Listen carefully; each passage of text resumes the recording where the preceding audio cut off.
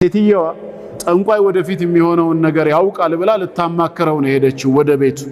ልክ እንደደረሰች ቅብቀባ ጀመረች። ስታንኳኳ ከውስጥ ሆኖ እሱ ማን ነው አላት። አሁን አይነ ልቦና ያለው ሰው ሐቁ ይበራለታል ማለት ነው። ማን ነው? እኔ ገና ወደፊት የሚሆነውን ነገር ትነግረኛለህ ታውቃለህ ብዬ እመጣለሁ፣ ጭራሽ ከቆርቆሮ ጀርባ በሩን የሚያንኳኳው ማን ነው ትላለህ? የሚያንኳኳውን ሰው ለይቶ ያላወቀ ስለ ሴትየዋ እጣ ፈንታ ምን ብሎ ሊነግራት ይችላል? ይሄ ተጨባጭ እውነታ ነው። እኛ እንኳን ከልምድ ተነስተን ማታ ቁጭ ባልንበት አርፍዶ ከገቡት ከቤተሰብ አካላቶች አንዱ ሲያንኳኳ እንዲማ የሚያንኳኳው ጀማል ነው እርግጠኛ ነን እንላለን። ባናየው እንኳን ከልምድ ተነስተን ጠንቋይ ምንድነው ዕውቀቱ ነው። ሁለተኛው ኢብቲሳማቱል መሻይኽ የመሻይኾች ፈገግታ አስቂኝ ገጠመኞች የሚል ዌብሳይት አለ። እዛ ላይ ሸይኹል አልባኒ ረሂመሁላህ ሙሐዲሱል ዐስር ሙሐመድ ናስርዲን አልባኒ የገጠማቸው ተጽፎ አንብቤው ነው። አንዱ ሁሉን አውቃለሁ የሚል ጠንቋይ እኔና እርሱ እንፎካከር፣ እኔ ሁሉን አውቃለሁ ህዝብ ባለበት ፊት አላቸው። ይቅርብህ አንተ ምንም አታውቅም አሉት። አውቃለሁ ከፈለጉ ያዋርዱኝ፣ ህዝብ በተሰበሰበበት እንፎካከር አላቸው። ቸክ ሲልባቸው እንግዲያውስ ከኔ ጋር ለመወያየት ከፈለክ አንድ ሸርጥ አለኝ፣ ያን ከተስማማህ ነው አሉት። እሱም ደስ አለውና ፈማ ሁወ ምንድነው ሸርጦት ይንገሩኝ አላቸው። ሸይኹም ምን አሉ? ሱብሃንአላህ አሉ። አንተ ሁሉን አውቃለሁ ብለህ ከኔ ጋር ልትፎካከር ነው አይደል የመጣኸው? የኔን አንድ መስፈርት እንዴት ምንድነው ብለህ ትጠይቀኛለህ? ለምን አላወቅከውም አሉት። ምክንያቱም ዕውቀትህ ሁለገብ ነው። ከኔ ጋር ግን ለመወያየት እኔ አንድ መስፈርት ሲባል እሱ በዚህ ጎን ይመጡብኛል ብሎ አላሰበም። በቃ ቶሎ መስፈርቱን ነግረውት ወይ ሰዓት ወይ ቦታ መርጠውለት ቀነ ቀጠሮ ሊሰጥ ነው። ፈማ ሁወ ምንድነው መስፈርቶት? የኔን አንድ መስፈርት ያላወቅክ ሰው ሁሉን አውቃለሁ እንዴት ትላለህ?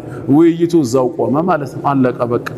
ምን ያረጋል እንጂ እንደ ድሮ አንተ ሁሉን ታውቃለህ እስቲ ከነጎዳ ምን ይሆናል? እዛ ደረጃ ምን ወሰደን? ጠንቋይ አያውቅም በፍጹም ማለት ነው የፈለገ ቢሆን። ለዚህ ነው ለረሱል አለይሂ ሰላቱ ወሰላም እኔ የሩቅን ነገር አላውቅም ብለህ ንገራቸው ለህዝቦችህ። ባውቅማ ኖሮ አለ ወለው ኩንቱ አዕለሙ ልገይብ ገይብንማ ማውቅ በሆን ኖሮ ምን ይከሰት ነበር አሉ። ቀጥሎ አየቱ ላይ ለስተክሰርቱ ሚነል ኸይር ከመልካም ነገር የኔ ዕጣ ፈንታ እንዲሆን በኔ ላይ ባበዛሁኝና ወማ መሰኒ የሱእ መጥፎ ጉዳት የሚባል ነገር በአካሌም በነፍስያዬም እኔን ባልነካኝ ነበር ቀድሜ ስለማውቀው።